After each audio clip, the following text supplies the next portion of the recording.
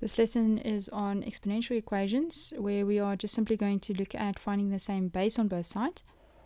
So in the first example, we have 2 times 5 to the power of x equals to 50. So our goal here is, we can see that the base here of the exponent is 5, which is already in a prime factor. So that gives us a very good indication that the basis that we want to change the other side to is also going to be 5. So our goal in this thing is to get to the other side 5 to the power of something, so that we can basically drop the bases.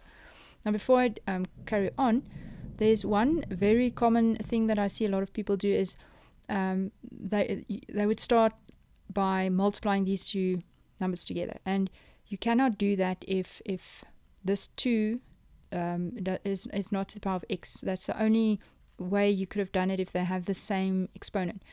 But because they don't have the same exponent, you cannot multiply them together. So in order to get rid of this 2, we need to start by dividing both sides by 2. Okay, so we treat it as a coefficient. Then that would cancel. Then we are left with 5 to the power of x equals to 25. Okay, now 25 is actually 5 squared. So we can rewrite that. 5 to the power of x is equal to 5 squared. And then since 5 to the power of x is equal to 5 to the power of 2, and the 5's are the same, or the same basis, we can therefore say that the exponents are equal to each other.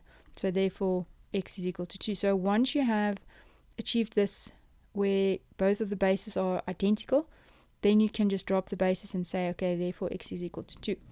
But now another thing to remember, you can only do that if it's one term equals to one term. So for example, let's say I had 5x equals to 5 squared plus 5 to the power of y.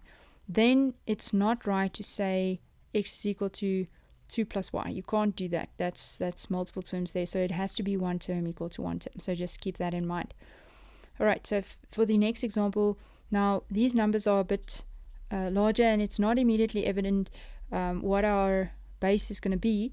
But if we just prime factorize these things, we know that 81 is 3 to the power of 4, okay, and that's all in the root, equals to 3 to the power of 3. Okay, now the other thing that's that we still need to take care of is this root over here.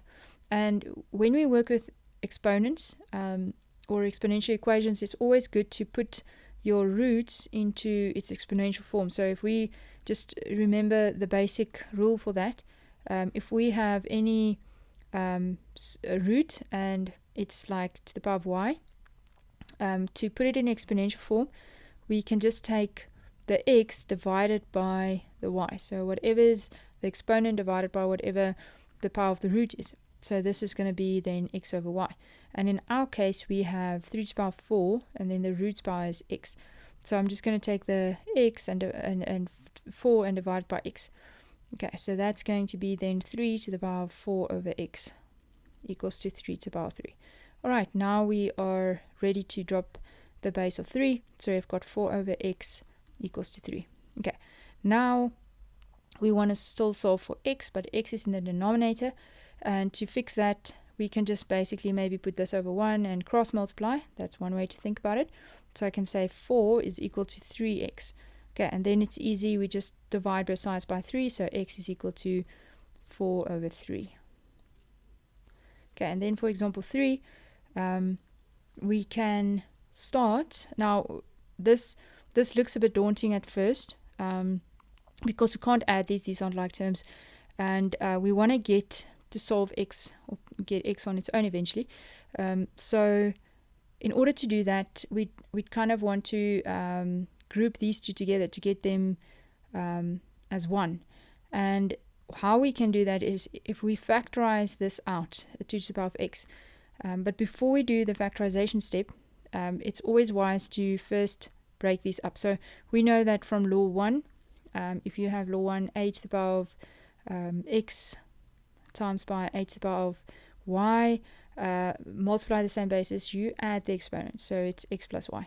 Now that we have it in this form, 2 to the power of x plus 1, we can actually just go backwards and break it up like that again. So this is just going to be 2 to the power of 1 plus 2 to the power of x times by 2 to the power of 2 equals to 24.